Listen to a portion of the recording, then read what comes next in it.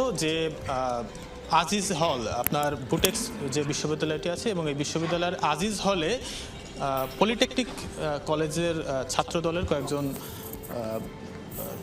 নেতা তারা এখানে বৈঠক করছিলেন।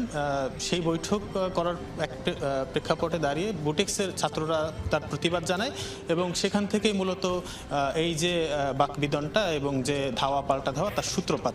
এবং এখন পর্যন্ত আমরা যে ঘটনাস্থল সেই ঘটনাস্থলে এর ভেতরে প্রবেশ করতে পারিনি। কয়েকবার আমরা গণমাধ্যম কর্মীরা প্রবেশ করার চেষ্টা করেছি, কিন্তু আমাদেরকে ধাওয়া দিয়ে সেখান থেকে বের করে দেওয়া হয়েছে।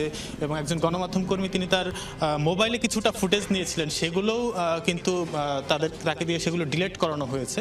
পরবর্তীতে এখন পরিস্থিতি একটু শিথিল হয়েছে, একটু আমি ঠান্ডা বলতে পারি, কারণ কিছুক্ষণ আগেই হচ্ছে পুলিশের একটি দল তারা এখানে এসেছেন এবং তারা পরিস্থিতি এখন পর্যন্ত তাদের নিয়ন্ত্রণে আছে বলে